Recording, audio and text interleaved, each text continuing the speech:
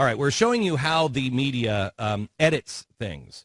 And this is probably, I mean, we've done this before with MSNBC when they were taking on Mitt Romney, and it was pretty stunning. But this is even more stunning, I think, because before we were saying, you got to cut here and put them together. This is actually cut and lift out, slide something new in, move this other piece that you just cut out, move it towards the end. This is Goebbels stuff, quite honestly. This is propaganda as an art form in the name of news. And that reference will make sense to you in a few moments when we go into the rest of her audio. But first, remember what she's trying to create here. The fact that Glenn Beck has an ugly history of calling the president Satan. This happens all the time. Look at all the clips we found. They're trying to show a giant pattern of behavior with her clips. We found almost all of them. Let's start with this is what Erin Burnett played from Glenn, and then we'll give you the full context. There are people, and they said this about Bill Clinton, that actually believe he might be the Antichrist. Okay. Now, here is the full context of that same quote.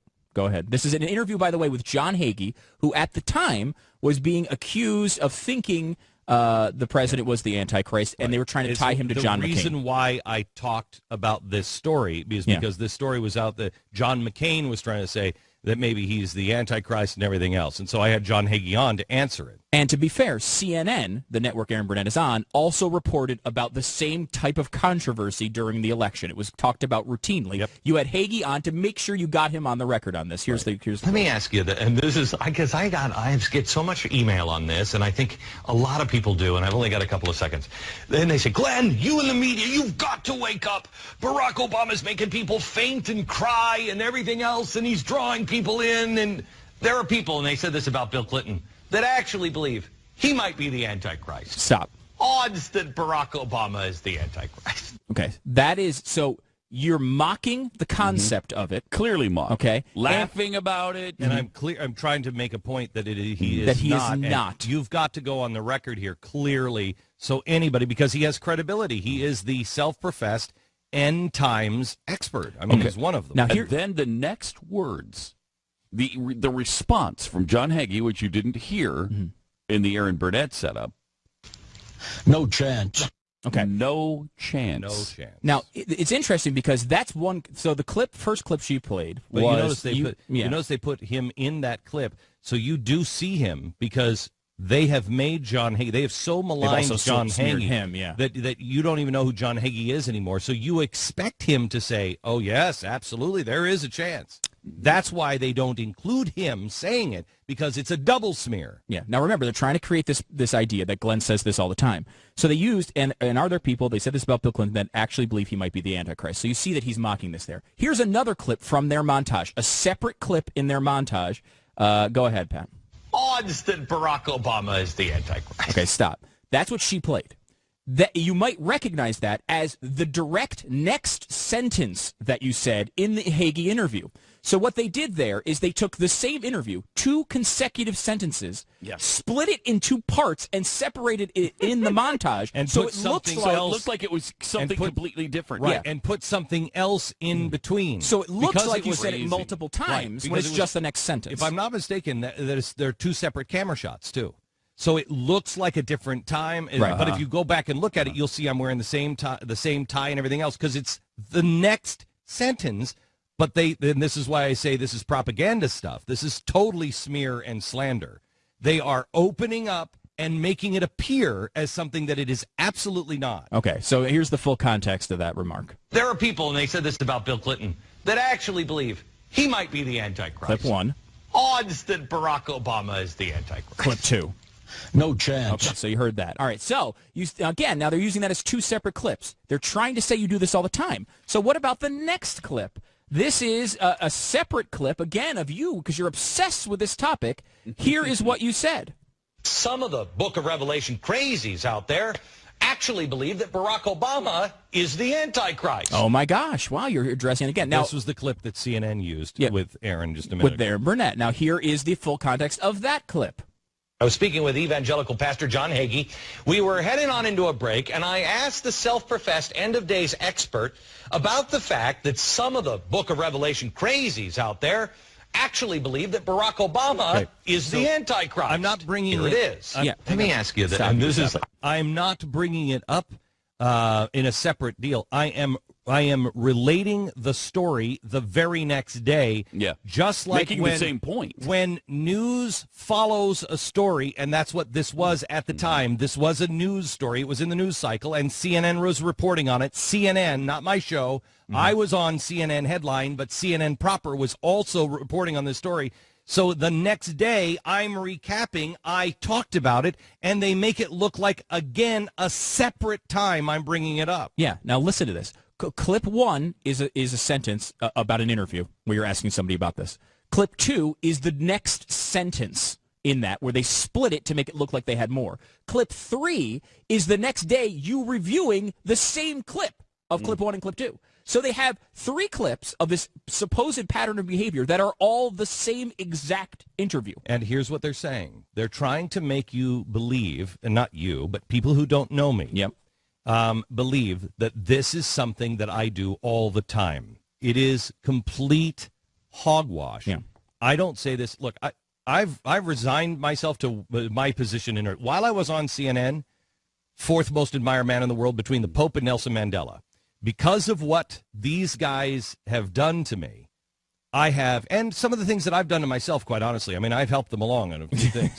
But because of that, and no excuses, because of that, I am absolute mud. My name is mud in so many circles. They just want to make sure that I stay in that box, and quite frankly, so do you, that you stay in this box. And they're teaching you about the movie, the Bible. Remember, this one is not about me. This story is discrediting Mark Burnett and teaching Mark Burnett, you better stay in your little box. Don't you ever make a movie like this again.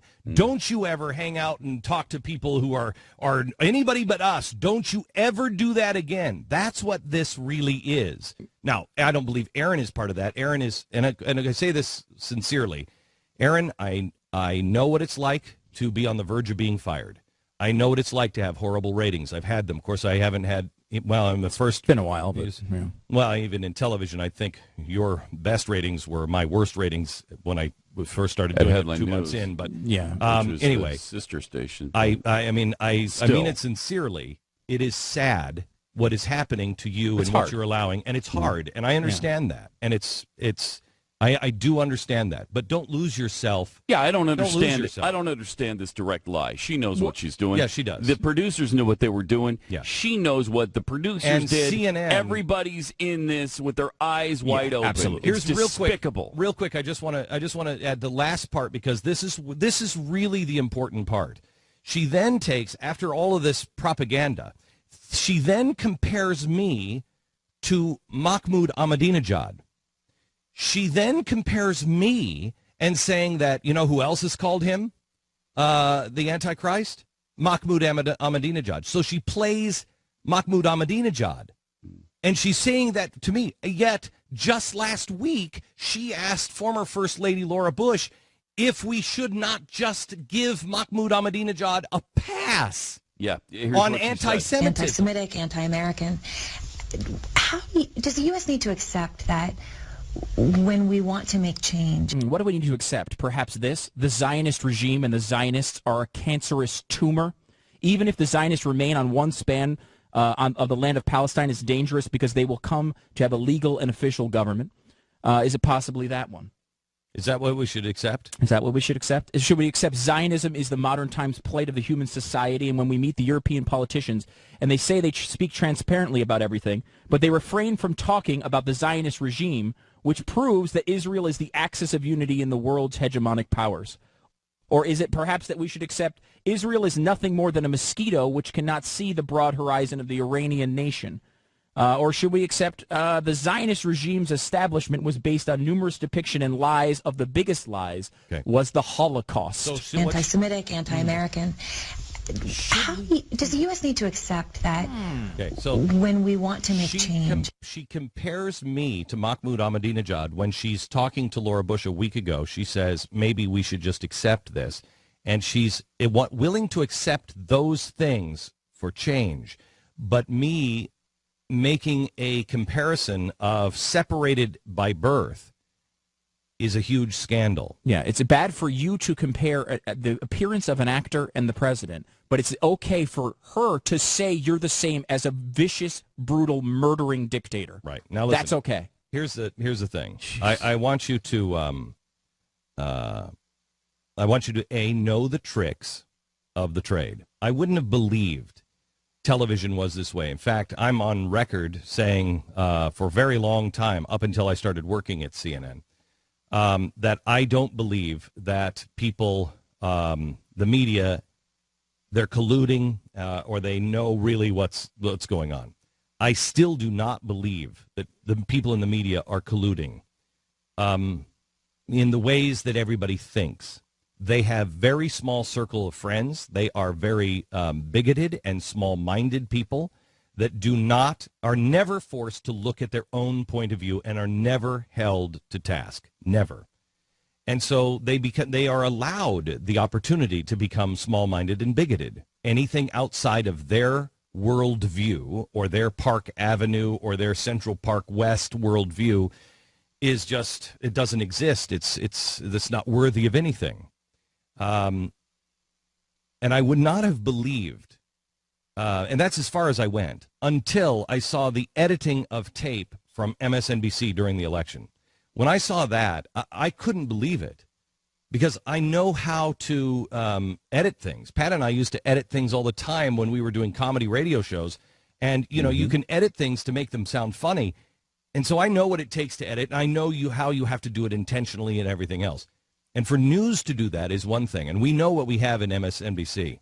But apparently we now have this at CNN. And while people have joked, it's the Clinton News Network, et cetera, et cetera. No. This is different. This is different.